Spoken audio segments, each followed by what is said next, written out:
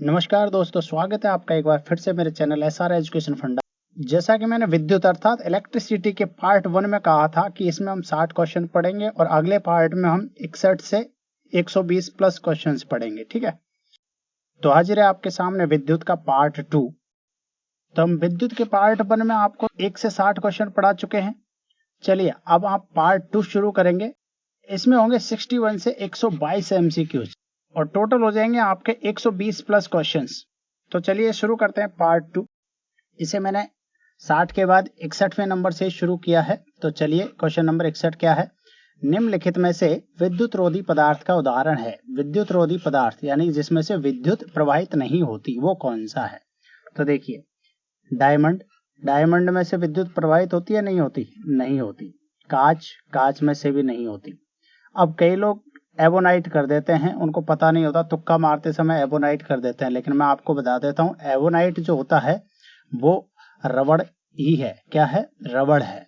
ठोस रबड़ जो होता है, लगभग कठोर रबड़ जिसे कह सकते हो आप।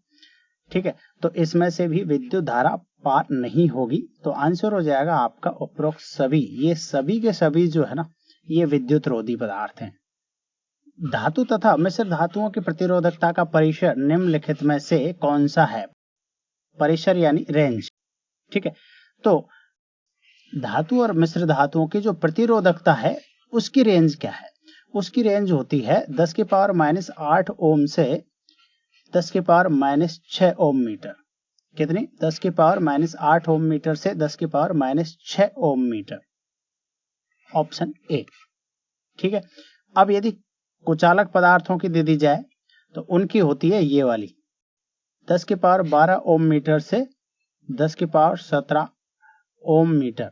या यहाँ पे आपको ऐसे पूछ लिया जाए कि रबड़ या कांच की जो है प्रतिरोधकता की रेंज क्या है, तो वो क्या होगी आपकी, ये होगी। ठीक है, चलिए, हमारे घरों में विद्युत उपकरण किस श्रेणी में लगे होते हैं। तो हमारे घरों में जो विद्युत उपकरण लगे होते हैं वो लगे होते हैं समानांतर क्रम में, यानी कि पार्श्व क्रम में। ठीक है, यदि श्रेणी क्रम में लगे हुए होते तो क्या होता। तो श्रेणी क्रम में लगे हुए होते तो क्या होता, मान लीजिए एक इक्विपमेंट यहाँ लगा हुआ है, एक यहाँ लगा हुआ है, एक यहाँ लगा हुआ है। ठीक है, और एक यहाँ। तो इनमें से देखिए किसी में भी फॉल्ट आ जाता ना, जैसे यहाँ फॉल्ट आ गया और यहाँ पे ये सोर्स है, मान लीजिए ये सोर्स है लाइट का और ये धारा ऐसे बह रही है मान लीजिए।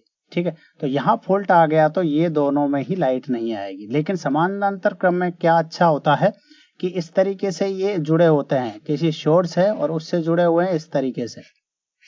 ठीक है, तो इसका फायदा क्या है, मान लीजिए ये 1 2 3 4 ऐसे मैंने बना दिया, ये 4 उपकरण है, इसमें फॉल्ट है मान लीजिए, तो यही प्रभावित होगा केवल, ये सब चलते रहेंगे। ये फायदा है। इसलिए घरों में जो विद्युत उपकरण लगाए जाते हैं वो किस में लगाए जाते हैं, समानांतर यानी पार्श्व क्रम में। जब कोई विद्युत हीटर विद्युत स्रोत से 4 एम्पियर विद्युत धारा लेता है तब इसके टर्मिनलों के बीच विभवांतर 60 वोल्ट है। उस परिस्थिति में प्रतिरोध कितना होगा। तो मान लीजिए कोई विद्युत हीटर है, वो धारा कितनी दे रहा है, 4 एम्पियर, यानी कि I बराबर दिया हुआ है 4 एम्पियर। ठीक है, और विभवांतर, इसे कर लीजिए विभवांतर, क्या, विभवांतर। ठीक है, तो विभवांतर दिया हुआ है 60 वोल्ट। कितना, V इक्वल टू दिया हुआ है 60 वोल्ट। अब पूछा क्या है, प्रतिरोध। देखिए प्रतिरोध यानी R पूछा है, तो V I और R इनमें क्या रिलेशन है, हमने पढ़ा है ओम का नियम। ओम के नियम क्या कहता है, V बराबर I R, है ना, V बराबर I R। तो R बराबर क्या हो जाएगा, R बराबर हो जाएगा V अपॉन I, ये I V के नीचे आ जाएगी। ठीक है, अब निकाल लीजिए, वैल्यू रख दो। V इक्वल टू कितना दिया हुआ है 60 और I दिया हुआ है 4, I 4 V 60 दिया हुआ है, कितना आ जाएगा 15, और R का जो मात्रक होता है वो होता है ओम। ठीक है, तो 15 ओम आंसर हो जाएगा आपका 15 ओम। अर्धचालक पदार्थों की चालकता।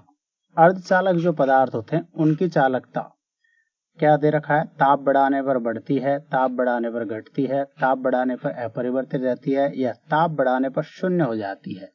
तो देखिए अर्धचालक पदार्थ जो होते हैं उनकी चालकता ताप बढ़ाने पर बढ़ती है। क्या होता है, ताप बढ़ाने पर बढ़ती है। और इसकी जगह चालक दिया होता तो चालक की जो चालकता है वो ताप बढ़ाने पर घटती है। एक विद्युत परिपथ में प्रतिरोधकों को श्रेणी क्रम में संयोजित किया जाए तो वह क्या है जो इस परिपथ में एक समान रहेगा। मान लीजिए एक विद्युत परिपथ है और इसमें प्रतिरोधक जो है वो श्रेणी क्रम में जोड़ दिया, जैसे पहला प्रतिरोधक, फिर ये दूसरा प्रतिरोधक और फिर ये तीसरा प्रतिरोधक। ठीक है, तो वो क्या चीज है जो इसमें जो बहेगी, ठीक है, तो वो क्या रहेगी, एक समान रहेगी। वो क्या है, वो विद्युत धारा है, विभवांतर है, या विभवांतर और विद्युत धारा दोनों है, या इनमें से कोई नहीं। वो होती है विद्युत धारा। कौन सी, विद्युत धारा।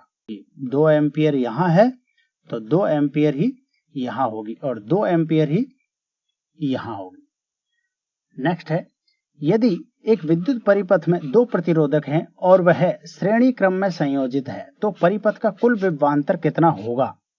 2 प्रतिरोधक हैं, R1 और R2 मान लीजिए, ठीक है, ये जुड़े हुए हैं और ये कहता है तब परिपथ का कुल विभवांतर कितना होगा, कुल जो विभव है वो कितना होगा। श्रेणी क्रम में पूछा है, ये ध्यान रखना आपको, कौन सा, श्रेणी क्रम में। ठीक है, तो जो विभवांतर होगा वो होगा इन दोनों के योग के बराबर। किसके बराबर, मान लीजिए इसमें विभवांतर V1 है, इसमें विभवांतर V2 है, तो जो विभवांतर होगा वो होगा इन दोनों के योग के बराबर। ठीक है, V1 प्लस V2।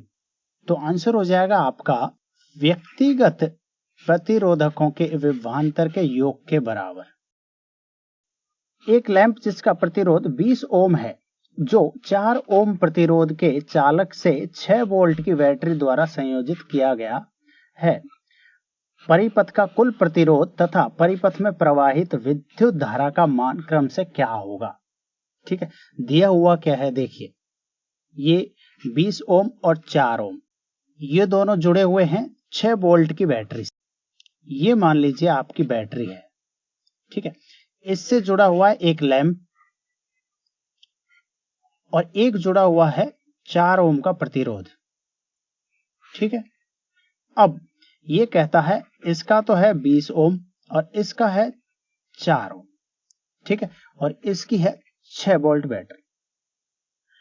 अब ये कह रहा है इसमें कुल प्रतिरोध कितना होगा और परिपथ में प्रवाहित विद्युत धारा का मान क्या होगा। तो कुल प्रतिरोध तो देखिए ये दोनों है श्रेणी क्रम में, तो श्रेणी क्रम में जब भी दोनों प्रतिरोधक लगे हों तो उनका प्रतिरोध जो है जुड़ जाता है। तो कुल प्रतिरोध तो कितना हो गया, 20 प्लस 4 कितना, 24 ओम।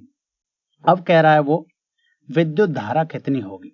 तो देखिए विद्युत धारा के लिए ओम का नियम यूज करेंगे, V बराबर IR। ठीक है, I equal to V upon R। V का मान रख दीजिए, V का मान 6, ठीक है, और R की वैल्यू कितनी आई हमारी, 24 ओम हो गया टोटल 24। तो 6 अपॉन 24 करेंगे तो कितना हो जाएगा, 1/4 और 1/4 का मतलब होता है 0.25 एम्पियर आ जाएगा। ठीक है, तो विद्युत धारा कितनी आ जाएगी, 0.25 एम्पियर। तो आंसर क्या हो जाएगा, 24 ओम प्रतिरोध और धारा आ जाएगी 0.25। तो आंसर कौन सा है, जहां बी, प्रतिरोध 24 और धारा 0.25 एम्पियर। यदि किसी विद्युत परिपथ में श्रेणी क्रम में 2 प्रतिरोधक क्रम से 5 ओम और 8 ओम के जुड़े हुए हैं, यदि इसी परिपथ में एक और प्रतिरोधक 12 ओम का श्रेणी क्रम में जोड़ दिया जाए तो परिपथ में प्रवाहित विद्युत धारा पर क्या प्रभाव पड़ेगा। तो बड़ा आसान है, कंफ्यूज करने के लिए ये इतनी सारी रामायण दे दी जाती है। ठीक है, इतनी बड़ी जो रामायण है ना, ये सिर्फ कंफ्यूज करने के लिए है। इसके लिए इतना ही शब्द काफी है, ये श्रेणी क्रम, ये है ना, ये श्रेणी क्रम ये वाला। और मैंने बताया था श्रेणी क्रम में कितने भी प्रतिरोध ऐसे जुड़े हुए हैं, है ना। यहाँ 3 प्रतिरोध दे रखे हैं, क्या दे रखा है, 5 ओम है, 8 ओम है और 12 ओम के हैं। ठीक है।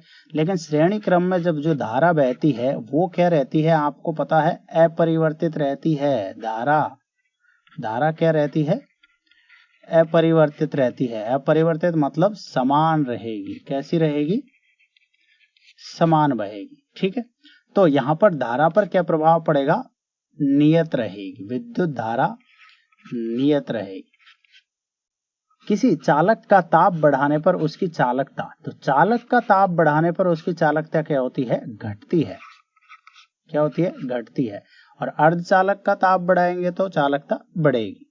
यदि किसी विद्युत परिपथ में 3 प्रतिरोध R1, R2, R3 समानांतर क्रम में संयोजित हैं, तो उनका तुल्य प्रतिरोध Rp कितना होगा। तो अब तक हमने पढ़ा था श्रेणी क्रम। तो श्रेणी में तो क्या होता था, Rp बराबर होता था R1 plus R2 plus R3। ठीक है, ऐसे जुड़ जाते थे सीधे सीधे। ठीक है। और पार्श्व या समानांतर क्रम, समानांतर श्रेणी में क्या होता है, ये होता है Rp 1/Rp equal to 1/R1 plus 1/R2 plus 1/R3, इस प्रकार से। ठीक है। तो यहाँ पे तुल्य प्रतिरोध, जब समानांतर क्रम में जुड़े हों प्रतिरोध, तो उनका तुल्य प्रतिरोध कितना होता है, ये 1/Rp equal to 1/R1 plus 1/R2 plus 1/R3।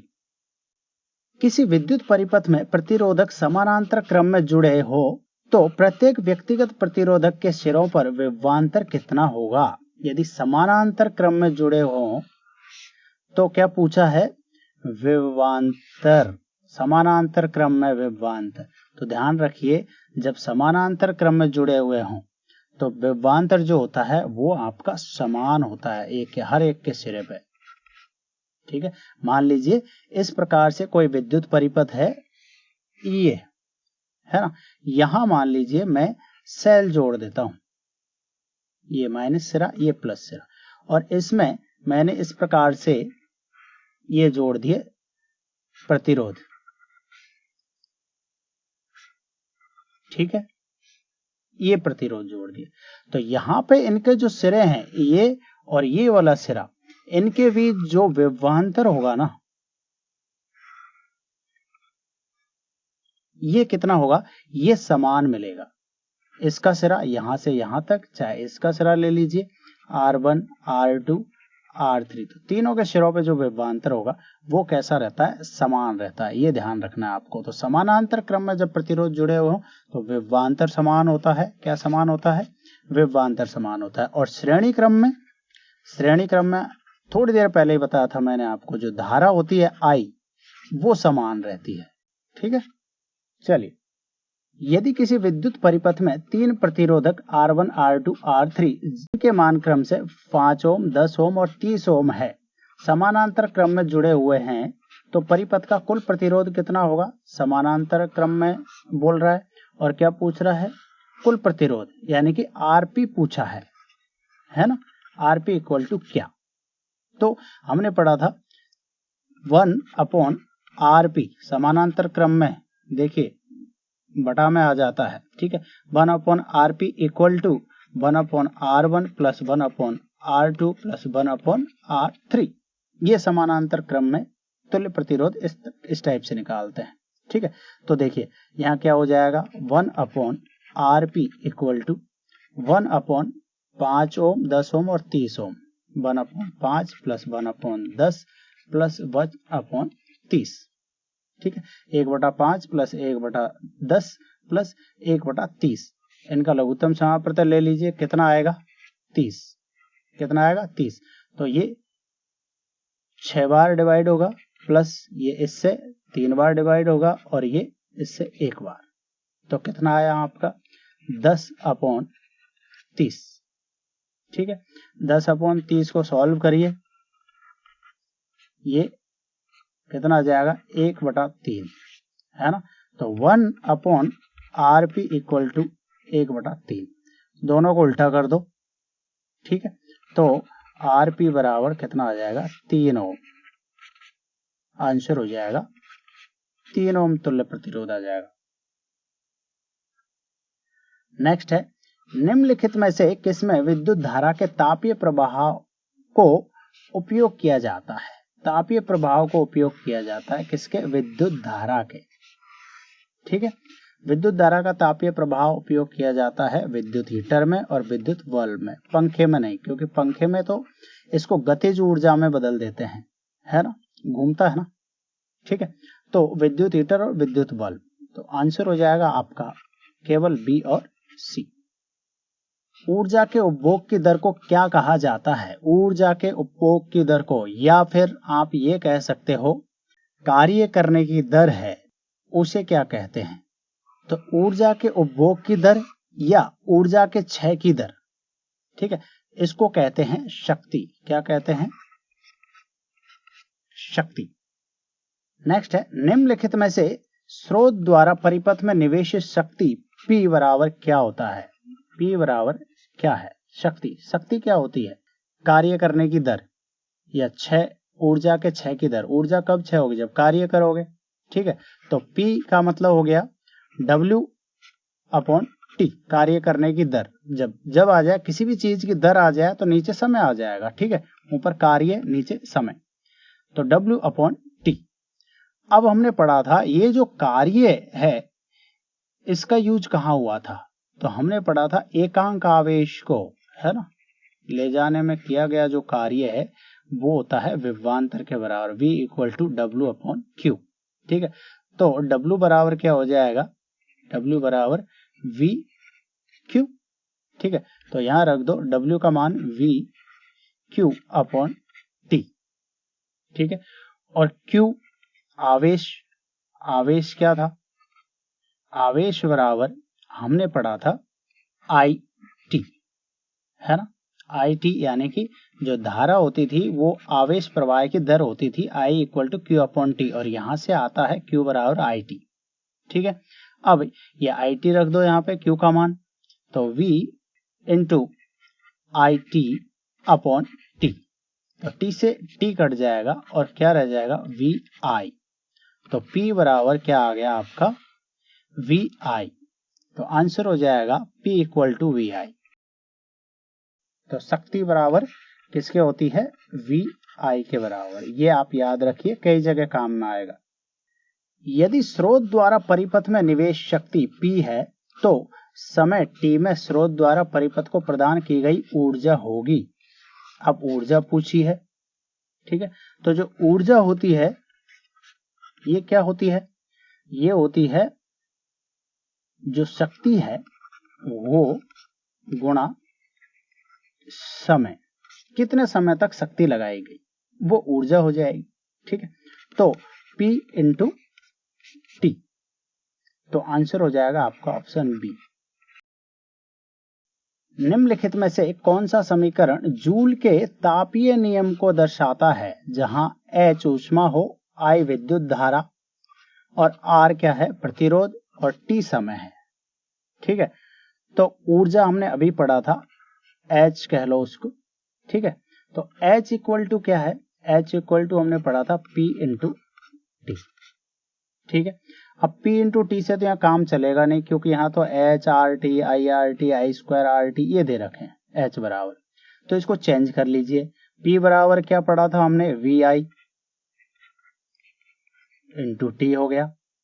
ठीक है, अब V = क्या था ओम के नियम से?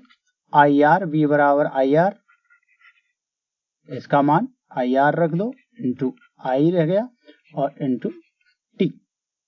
ठीक है, अब देखो 2 I हो गई यहाँ पे, तो ये हो जाएगा I² और R और T। तो H बराबर क्या हो गया? I² RT। यहां से ऊष्मा निकल आएगी। क्या निकल आएगी? ऊष्मा, I² RT। जूल के तापन नियम के अनुसार प्रतिरोधक में उत्पन्न होने वाली ऊष्मा, तो जो पीछे हमने पढ़ा था ना, H = I² RT, ये जो था ना, ये जूल का तापन नियम ही था। कौन सा था? जूल का तापन नियम। तो ये आपको याद है, तो इस क्वेश्चन को आप आराम से सॉल्व कर सकते हो। देखिए क्या दिया हुआ है, दिए गए प्रतिरोध में प्रवाहित होने वाली विद्युत धारा के वर्ग के अनुक्रमानुपाती होती है। ऊष्मा, जो ऊष्मा है वो दिए गए प्रतिरोध में प्रवाहित विद्युत धारा के अनुक्रमानुपाती होती है। तो देखिए I के वर्ग के अनुक्रमानुपाती है ना, तो बिल्कुल सही है, जो ऊष्मा है वो विद्युत धारा के वर्ग के अनुक्रमानुपाती है, तो ये वाला ऑप्शन सही हो गया। दूसरा देखिए, प्रतिरोधक के प्रतिरोध के अनुक्रमानुपाती होती है, तो ये भी बिल्कुल सही है, जो ऊष्मा है वो प्रतिरोध के अनुक्रमानुपाती है, आर्क है, ये भी सही हो गया। उस समय के अनुक्रमानुपाती होती है जिसके लिए दिए गए प्रतिरोधक से विद्युत धारा प्रवाहित होती है, तो समय के अनुक्रमानुपाती बोला है, तो देखिए समय के, ये ऊष्मा जो है वो समय के भी अनुक्रमानुपाती है, ठीक है, तो ये भी बिल्कुल सही है। तो यहां पे आपका आंसर हो जाएगा उपरोक्त सभी। तो आपको जूल का तापन नियम याद है, तो ऐसे क्वेश्चन को आप सॉल्व कर सकते हो। निम्नलिखित में से कौन जूल का तापन नियम पर काम करता है? इनमें से कौन है जो जूल के तापन नियम पर काम करता है? तो ये होता है विद्युत टोस्टर, बिल्कुल सही है। फ्यूज, फ्यूज भी जूल के तापन नियम पर काम करता है। विद्युत इस्त्री, ये भी जूल के तापन नियम पर काम करता है। तो आंसर हो जाएगा इनमें से सभी, ऑल, सभी। निम्नलिखित में से वाट किसकी इकाई है? वाट, वाट किसकी इकाई है? तो आप घरों में जो बिजली यूज करते हो वो किस में मापी जाती है? वाट में, है ना। कोई बल्ब लगा हुआ है तो हम कहेंगे ये बल्ब 100 वाट का है। 100 वाट क्या है? तो वो 100 वाट विद्युत की क्या करेगा? खपत करेगा, है ना। और खपत को या क्षय को या ऊर्जा उपभोग की दर को क्या कहा गया था? शक्ति। क्या कहा गया था? शक्ति, ठीक है। तो ये किसकी इकाई हो जाएगी? ये हो जाएगी शक्ति की। विद्युत शक्ति किसका गुणनफल है? विद्युत शक्ति किसका गुणनफल है? तो हमने पढ़ा था ना, P इक्वल टू वी आई, है ना। तो देखिए किसका गुणनफल हो गया? ये विभवांतर और ये विद्युत धारा। तो आंसर हो जाएगा विभवांतर तथा विद्युत धारा का। विद्युत ऊर्जा किसका गुणनफल है? अब विद्युत ऊर्जा दे दिया है, तो विद्युत ऊर्जा हमने H बराबर क्या पढ़ा था? I स्क्वायर आर टी, ये पढ़ा था। तो देखिए इसके अनुसार देखिए यहाँ क्या दे रखा है? शक्ति और धारा का, शक्ति और प्रतिरोध का, शक्ति और समय का, लेकिन यहाँ सब में शक्ति है ना। तो हमने एक और पढ़ा था, H इक्वल टू क्या था?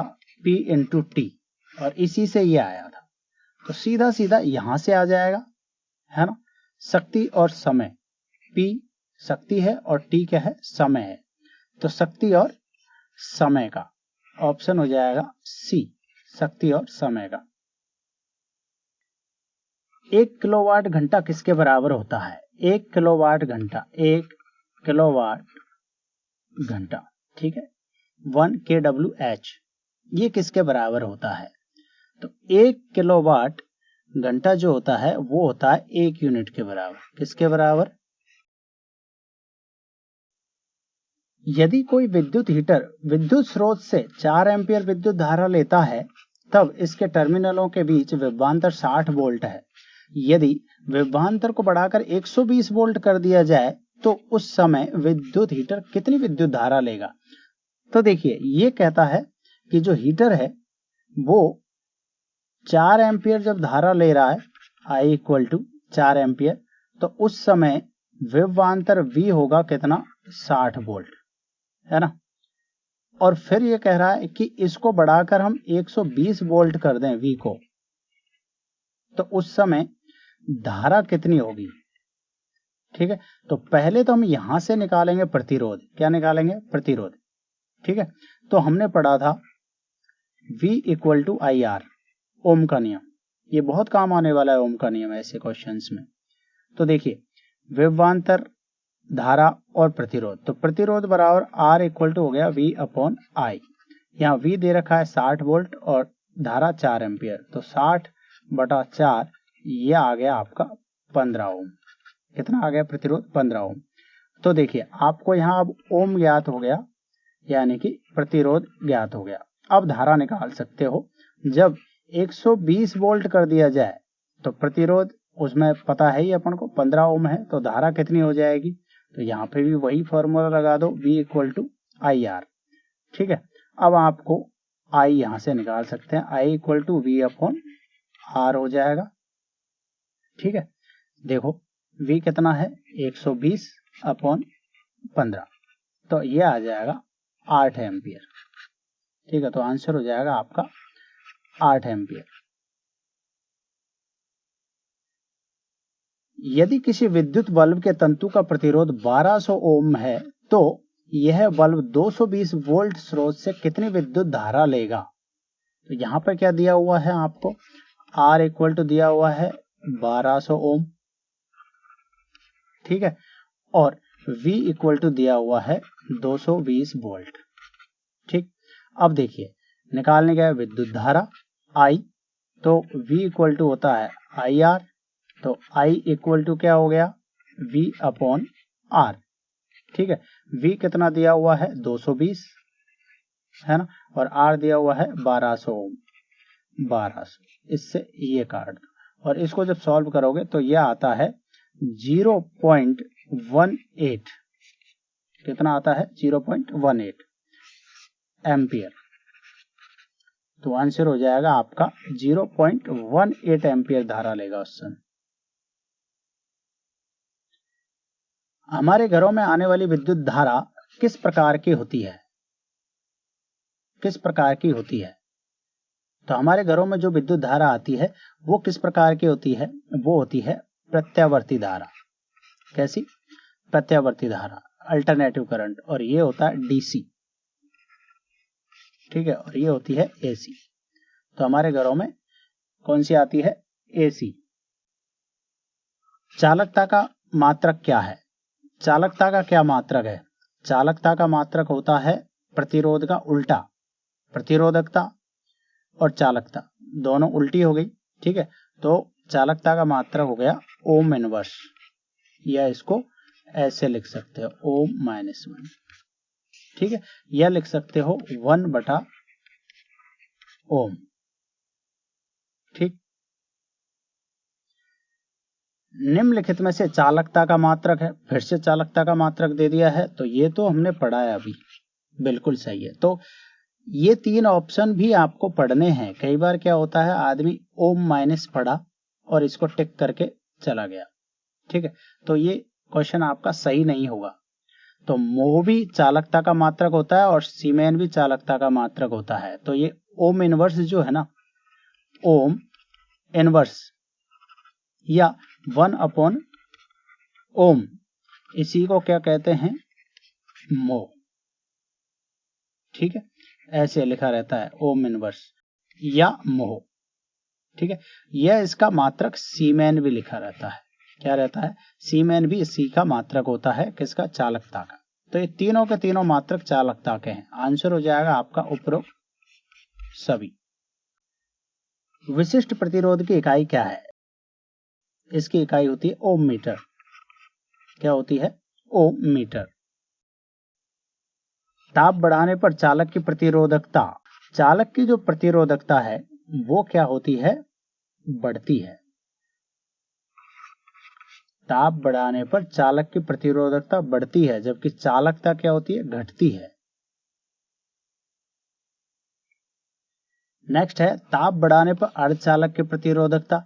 तो अर्धचालक की जो चालकता थी वो हमने पढ़ी थी, ताप बढ़ाओगे तो क्या होता है, चालकता भी बढ़ती है। इसका मतलब जो प्रतिरोधकता है वो क्या होगी, ताप बढ़ाने पर घटेगी। शुष्क सेल होते हैं, शुष्क सेल क्या होते हैं, ड्राई सेल्स, ये होते हैं आपके प्राथमिक सेल। कौन से, प्राथमिक सेल, जिसमें आप कहते हो लैक्लांसी सेल जो होता है, तो वो भी आपका क्या होता है, प्राथमिक सेल ही होता है। प्राथमिक सेल क्या होते हैं, प्राथमिक सेल वो सेल होते हैं जो एक बार डिस्चार्ज हो जाए तो दोबारा उनको जीवित नहीं किया जा सकता, यानी कि ये कह दो कि दोबारा उन्हें चार्ज नहीं किया जा सकता, रिवर्स उसमें चार्जिंग नहीं होती है। और जो द्वितीयक सेल हैं, द्वितीयक सेल में क्या होता है, रिवर्स चार्जिंग होती है, हो जाती है, इनमें रिवर्स चार्जिंग हो जाती है। जैसे आपकी बाइक जो है उसकी बैटरी है या कार की बैटरी है,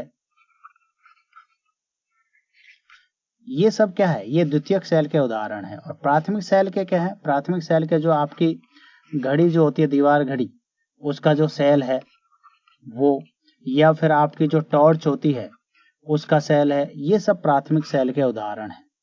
दूसरा और उदाहरण है, मैं आपको बता दूं, प्राथमिक सेल कई बार दे दिया जाता है लैक्लांसी सेल। लैक्लांसी सेल जो होता है वो किसका उदाहरण है, वो प्राथमिक सेल का है। और यहाँ एक सीसा संचायक सेल सामान्यतः पूछा जाता है, सीसा संचायक सेल। सीसा संचायक सेल किसका उदाहरण है, द्वितीयक सेल का उदाहरण है।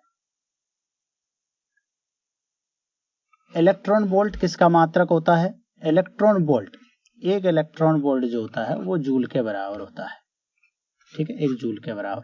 जूल किसका है, ऊर्जा का, तो इलेक्ट्रॉन वोल्ट भी किसका हुआ, ऊर्जा का।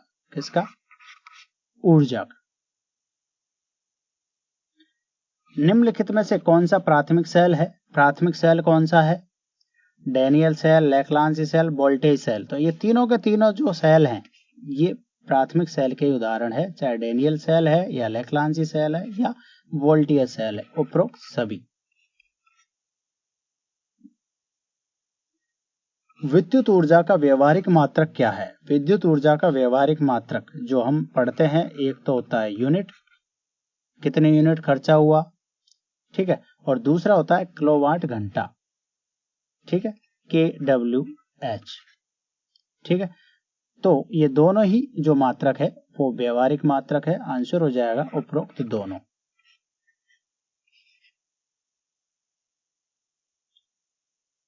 विद्युत परिपथ में लगे फ्यूज के संबंध में निम्नलिखित में से कौन सा कथन असत्य है, विद्युत परिपथ के संबंध में असत्य कथन पूछा है, क्वेश्चन को सही पढ़ना है, असत्य कथन पूछा है।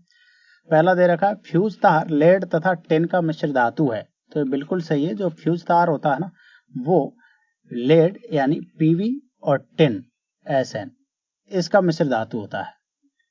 इसे युक्ति के साथ श्रेणी क्रम में जोड़ा जाता है, ये कई बार पूछा जाता है फ्यूज किस क्रम में जोड़ा जाता है, श्रेणी क्रम में जोड़ा जाता है। क्यों जोड़ा जाता है, मान लीजिए कोई युक्ति जुड़ी हुई है, यहाँ जुड़ा हुआ है फ्यूज, ठीक है, और यहाँ जुड़ी हुई है कोई युक्ति, तो यदि कोई विद्युत धारा में ऊपर नीचे होता है, दिक्कत होती है, तो ये पहले जल जाएगा, तो इस सर्किट को क्या कर देगा, ब्रेक कर देगा, तो ये जो आपकी युक्ति है वो बच जाएगी, सुरक्षित है, ठीक है। तो किस क्रम में जोड़ा जाता है, श्रेणी क्रम में। इसका प्रतिरोध उच्च और गलनांक निम्न होता है, तो इसका प्रतिरोध ज्यादा होता है और गलनांक क्या होता है, निम्न होता है, इसलिए जल्दी गल जाता है। तभी तो ये सुरक्षा करेगा, जब इसका गलनांक कम हो, प्रतिरोध उच्च हो, तो ये जल जाएगा, ठीक है, तो ये सही है। फिर दे रखा है इसका प्रतिरोध निम्न और गलनांक उच्च होता है, तो ये गलत है, प्रतिरोध निम्न नहीं होता, उच्च होता है, ठीक है, तो ऑप्शन डी असत्य है। विद्युत इस्त्री में तापीय तंतु नाइक्रोम का बना होता है, यह कितने धातुओं का मिश्रण है, जो नाइक्रोम जो होता है ये पिछले वाले पार्ट में हमने पढ़ा था 4 धातुओं का बना होता है, कितनी, 4 धातुओं का। वहां पे धातुएं भी मैंने बताई थी आपको कौन कौन सी होती है, निकेल, क्रोमियम, मैग्नीज और आयरन, ये 4 धातुएं होती हैं। विद्युत बल्ब में कौन सी गैस भरी जाती है, विद्युत बल्ब में कौन सी गैस भरी जाती है, इसमें भरी जाती है नाइट्रोजन या ऑर्गन, नाइट्रोजन या ऑर्गन, ठीक है, N2 या AR ऑर्गन। टंगस्टन का गलनांक होता है, टंगस्टन का गलनांक एज पर NCERT इसका गलनांक होता है 3380 डिग्री सेंटीग्रेड, कितना, 3380 डिग्री सेंटीग्रेड, 3380। हमारे देश भारत में घरों में वितरित की जाने वाली विद्युत धारा की आवृत्ति कितनी होती है, काफी इंपॉर्टेंट क्वेश्चन है, कई बार पूछा जाता है। इसकी जो आवृत्ति होती है, हमारे घरों में जो धारा, विद्युत धारा आती है, उसकी आवृत्ति होती है 50 हर्ट्ज, कितनी, 50 हर्ट्ज। 100 वाट का बिजली का बल्ब यदि 10 घंटे जले तो बिजली का खर्चा कितना होगा, कितना होगा भाई बताइए। तो 100 वाट और कितने घंटे तक जलता है, 10 घंटे तक, तो टोटल वाट कितने हो गए, 1000 वाट, 1000 वाट, और 1000 वाट का मतलब क्या है? 1000 वाट का मतलब है 1 यूनिट। कितनी है? 1 यूनिट। ठीक है, तो आंसर हो जाएगा आपका 1 यूनिट। 100 वाट के बल्ब को 10 घंटे तक जलाते हैं तो 1000 वाट खर्च होता है। ठीक है, और 1000 वाट का मतलब होता है 1 यूनिट। ठीक है, 1 किलोवाट घंटा का मान होता है। 1 किलोवाट घंटा का मान कितना होता है? तो देखिए 1 किलोवाट घंटा, तो इसका मतलब हो गया 1 इंटू किलोवाट का मतलब 1000 वाट। ठीक है, कितना? 1000 वाट इंटू घंटा। 1 घंटा में कितने होते हैं सेकंड? 3600 सेकंड होते हैं।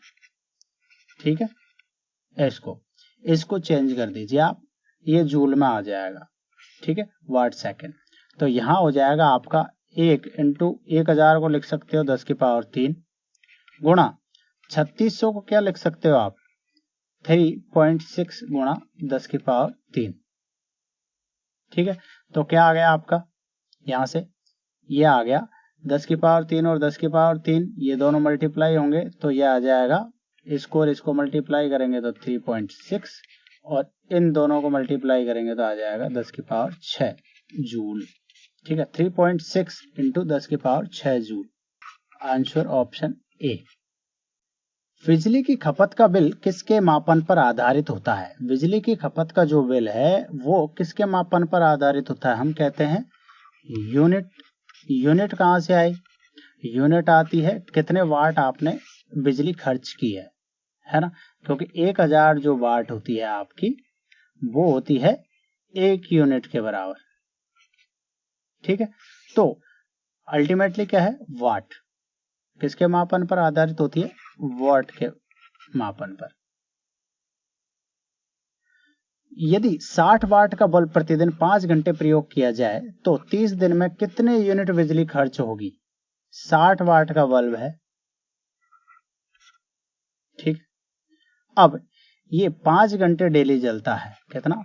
5 घंटे, और 30 दिन तक जलता है। कितने?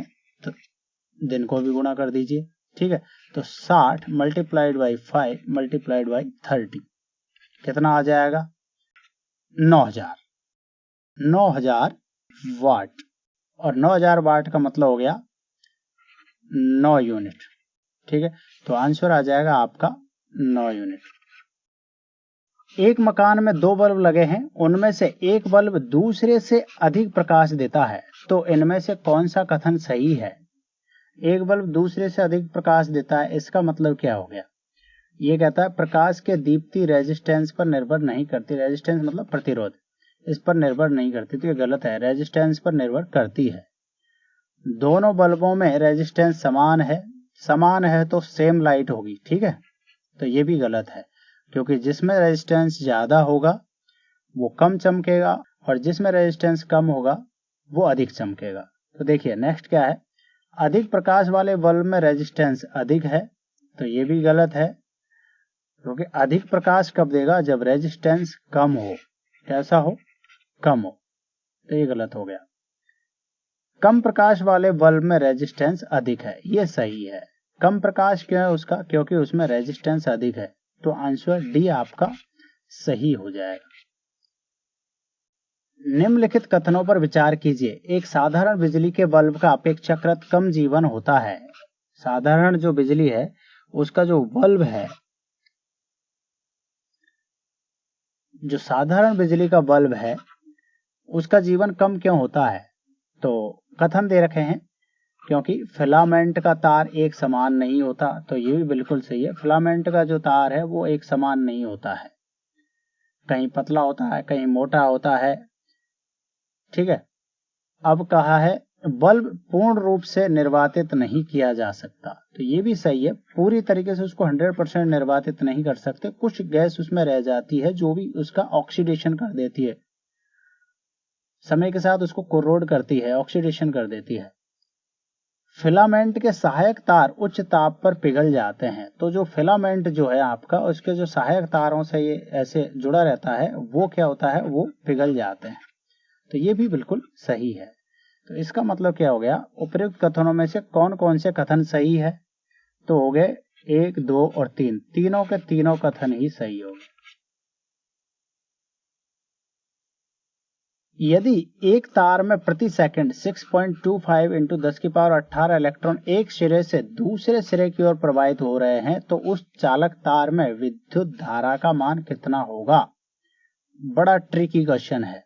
तो देखिए, एक सेकंड में कितने इलेक्ट्रॉन पार हो रहे हैं, इतने, और इतने इलेक्ट्रॉन बराबर होते थे एक कूलाम के, कितने, वन सी यानी एक कूलाम बराबर ये होता था 6.25 इंटू 10 की पावर 18 इलेक्ट्रॉन। मैंने बताया था आपको 6 इंटू 10 की पावर 18 इलेक्ट्रॉन, लगभग बराबर वैल्यू है दोनों ही, ठीक है। तो इतने इलेक्ट्रॉन, और ये जो Q आवेश है ना, एक कूलाम, उसके बराबर है, ठीक है। अब आवेश प्रवाह की दर हो गई, प्रति सेकंड दे रखा है, तो I इक्वल टू होता था Q अपॉन T, ठीक है ना। एक तरीके से आवेश प्रवाह की दर होगी। तो एक कूलाम बह रहा है, एक कूलाम, इसका मतलब क्या हुआ, एक कूलाम, ठीक है, अपॉन एक सेकंड दे रखा है, प्रति सेकंड एक सेकंड, ठीक है। तो एक कूलाम अपॉन एक सेकंड का मतलब हो गया 1 एम्पियर, ठीक है। तो आंसर हो जाएगा आपका 1 एम्पियर। साधारणतः बल्ब में दी गई विद्युत ऊर्जा का कितना प्रतिशत भाग प्रकाश में परिवर्तित हो पाता है। जो बल्ब होता है, साधारण बल्ब, उसमें विद्युत ऊर्जा का कितना प्रतिशत भाग प्रकाश में परिवर्तित हो पाता है, तो ये ओनली और ओनली 5 से लगभग 10% के आसपास, 5 से 10% जो भाग है ना विद्युत ऊर्जा का, वही प्रकाश में परिवर्तित होता है। घर की सुरक्षित विद्युत सप्लाई के लिए उपयोग में लाने वाली फ्यूज तार जिस धातु की बनी होती है, उसका क्या होता है, उसका प्रतिरोध उच्च होता है और गलनांक निम्न होता है। तो यहाँ गलनांक दे रखा है, गलनांक कम होता है, क्या होता है, गलनांक कम होता है। पीले प्रकाश वाले हैलोजन लैंप का तंतु निम्न में से किस मिश्र धातु का बना होता है। तो देखिए, पीला प्रकाश आ गया, तो पीला प्रकाश का मतलब भैया क्या हो सकता है, सोडियम जो है वो कैसी लाइट देगा, पीली, ठीक है। तो यहां ध्यान रखिएगा आप, विद्युत बल्ब का जो तंतु बना होता है वो किसका बना होता है, टंगस्टन का। अब टंगस्टन के साथ यदि सोडियम मिला दो तो आपको लाइट का कलर कैसा मिलेगा, येलो, ठीक है, पीला मिलेगा। तो आंसर हो जाएगा आपका टंगस्टन एवं सोडियम। ऊंचे भवनों की आकाशीय विद्युत यानी आकाशीय बिजली से रक्षा के लिए लगाया जाता है। क्या लगाया जाता है, आकाशीय बिजली से बचाव के लिए क्या लगाया जाता है ऊंचे भवनों पर, वो लगाया जाता है तड़ित चालक। क्या है, तड़ित चालक, इसको कहते हैं लाइटनिंग कंडक्टर, ठीक है, लाइटनिंग रॉड या लाइटनिंग कंडक्टर। नीचे कथन ए तथा कारण आर दिए हैं, अध्ययन करके नीचे दिया कूटों से सही उत्तर चुनिए। क्या है, कथन दे रखा है, तड़ित चालक इमारतों को नष्ट होने से बचाते हैं। कारण है, ये आवेश को पृथ्वी तक भेज देते हैं, ठीक है। तो देखिए, ये बिल्कुल सही है, कथन ए बिल्कुल सही है, तड़ित चालक इमारतों को नष्ट होने से बचाते हैं, बिल्कुल सही है। दूसरा है, ये आवेश को पृथ्वी तक भेज देते हैं, तो यह बिल्कुल सही है। जो आपकी जो इमारत होती है उसके ऊपर यदि बिजली गिरे तो क्या करता है, ये सीधा जो बिजली का आवेश है उसको पृथ्वी के अंदर भेज देता है, एक तरीके से अर्थ का काम करता है, ठीक है, नीचे भेज देता है, उससे आपका जो भवन है वो क्षतिग्रस्त होने से बच जाता है। तो यहाँ इसका मतलब कथन ए भी सही है और कारण आर भी सही है। तो आंसर हो जाएगा आपका ए और आर दोनों सही हैं और आर ए का सही स्पष्टीकरण है, ऑप्शन ए। यहाँ ए बी सी और डी लिख लीजिए, तो आपका ऑप्शन हो जाएगा ए, ठीक है। विद्युत उपकरणों में अर्थ का उपयोग होता है, जो अर्थ यूज करते हैं उसका उपयोग क्या होता है। आप देखते हो ना कि दो तो इस टाइप से फेज होते हैं और एक होता है अर्थ, है ना। वो अर्थ का उपयोग क्या है, या घरों में आप देखते थे एक अर्थ से आप जोड़ देते थे, एक फेज लेते थे और दूसरा आप अर्थ लेते थे। इसका कारण क्या है ये अर्थ लेने का? तो ये अर्थ क्या करता था ना, मान लीजिए कि अतिरिक्त वोल्टेज आ जाए इस फेज में, तो उस वोल्टेज को एडजस्ट कर देता है, धरती में भेज देता है। ठीक है, तो ज्यादा वोल्टेज आते हैं उससे जो आपका उपकरण चलते हैं उनको बचाता है एक तरीके से। ठीक है, तो ये सुरक्षा करता है। तो आंसर हो जाएगा आपका विद्युत खर्च कम करने के लिए गलत है, क्योंकि उपकरण 3 फेज में काम करते हैं, ये भी गलत है, 1 फेज में भी करते हैं।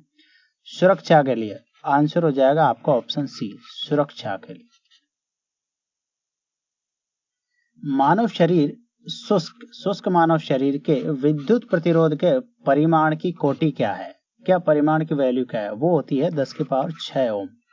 ठीक है, यहां शुष्क की जगह यदि वेट दे दिया जाए गीला तो उसकी होती है 10 की पावर 2 ओम।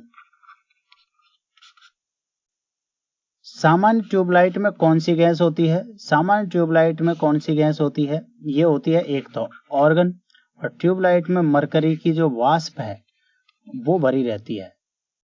तो आंसर हो जाएगा आर्गन के साथ मरकरी वेपर, ऑप्शन सी। एक बिजली के बल्ब की अपेक्षा एक फ्लोरोसेंट ट्यूब को अधिमान दिया जाता है। अधिमान मतलब प्रेफर्ड किया जाता है। तो एक बिजली के बल्ब की तुलना में एक फ्लोरोसेंट को क्यों दिया जाता है प्रेफरेंस, बताइए। तो इसका कारण क्या है?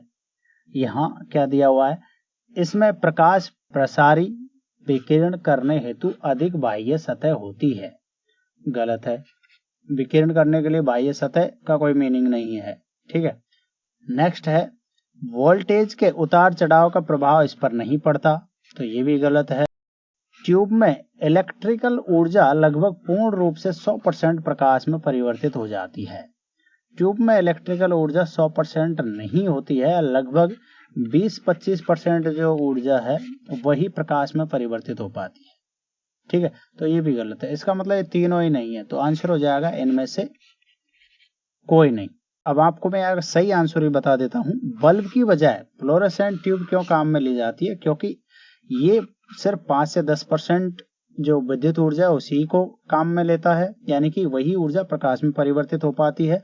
और फ्लोरोसेंट ट्यूब में जो है ज्यादा विद्युत ऊर्जा प्रकाश में परिवर्तित हो जाती है, इसलिए ये ज्यादा चमकती है, ज्यादा उजाला देती है। विद्युत बल्ब के अंदर कौन सी गैस होती है? विद्युत बल्ब के अंदर कौन सी गैस होती है? ऑक्सीजन नहीं, जीनॉन नहीं, कार्बन डाइऑक्साइड ये भी नहीं। तो इसके अंदर होती है ऑर्गन, ठीक है, या नाइट्रोजन, थोड़ी बहुत नाइट्रोजन ऑर्गन के साथ भरी हुई रहती है। ठीक है, तो आंसर हो जाएगा इनमें से कोई नहीं। नेक्स्ट क्वेश्चन है, नीचे 2 वक्तव्य दिए गए हैं जिनमें से एक को कथन और दूसरे को कारण कहा गया है। कथन ए है परिणामित्र का प्रयोग वोल्टता के उच्चन तथा अपचयन के लिए किया जाता है, और कारण है परिणामित्र ऐसी युक्ति होती है जिसका प्रयोग दिष्ट धारा परिपथ में किया जाता है। उपयुक्त दोनों वक्तव्यों के संदर्भ में निम्नलिखित में से कौन सा सही है? ए और आर दोनों सही है और आर ए का सही स्पष्टीकरण है, या ए और आर दोनों सही है, आर ए का सही स्पष्टीकरण नहीं है। ए सही है परंतु आर गलत है, ए गलत है परंतु आर सही है। तो यहाँ आंसर हो जाएगा आपका, देखिए ये तो सही है, परिणामित्र का प्रयोग जो है ना वोल्टता को ऊपर नीचे करने में किया जाता है, उसका उच्चन या अपचयन करने के लिए, ये तो बिल्कुल सही है। और कारण आर जो है ये गलत है। ठीक है, तो आंसर हो जाएगा आपका ए सही है परंतु आर गलत है। प्रत्यावर्ती धारा किसके लिए उपयुक्त नहीं है? प्रत्यावर्ती धारा किसके लिए उपयुक्त नहीं है? तो देखिए, प्रत्यावर्ती धारा स्टोरेज बैटरी को चार्ज करने हेतु इसके लिए उपयुक्त नहीं है, क्योंकि स्टोरेज बैटरी जो होती है उनमें एक रेक्टिफायर लगा होता है, वो क्या करता है एसी को डीसी में चेंज कर देता है, तब जाके ये चार्ज होती है। तो आंसर हो गया आपका स्टोरेज बैटरी को चार्ज करने के लिए अल्टरनेटिव करंट है वो यूज नहीं होता है। कौन सा यूज होता है इसके लिए? डीसी। और डीसी में कौन परिवर्तित करता है? इसका जो चार्जर होता है उसमें एक रेक्टिफायर लगा होता है, वो एसी को डीसी में चेंज कर देता है और तब जाके ये चार्ज होती है। ओम का नियम परिभाषित करता है। ओम का नियम, ओम का नियम किसको परिभाषित करता है? आपने पढ़ा था V = IR है, ठीक है। तो विभवांतर और धारा ये दोनों को परिभाषित करता है, क्योंकि V अनुक्रमानुपाती होता है I के, ये कहता है ओम का नियम। और R जो है बाद में अनुक्रमानुपाती को हटाते हैं तो ये R नियतांक आ जाता है। तो V और I दोनों यानी विभवांतर और धारा को, तो धारा और वोल्टता दोनों को, ठीक है। किसी चालक के प्रतिरोध के व्युत्क्रम को क्या कहते हैं? किसी चालक के प्रतिरोध के व्युत्क्रम को, प्रतिरोध का व्युत्क्रम जो होगा 1/R, इसका व्युत्क्रम क्या होगा? इसका व्युत्क्रम होगा, किसी चालक के प्रतिरोध के व्युत्क्रम को क्या कहते हैं? चालक के प्रतिरोध का व्युत्क्रम यानी कि 1/R।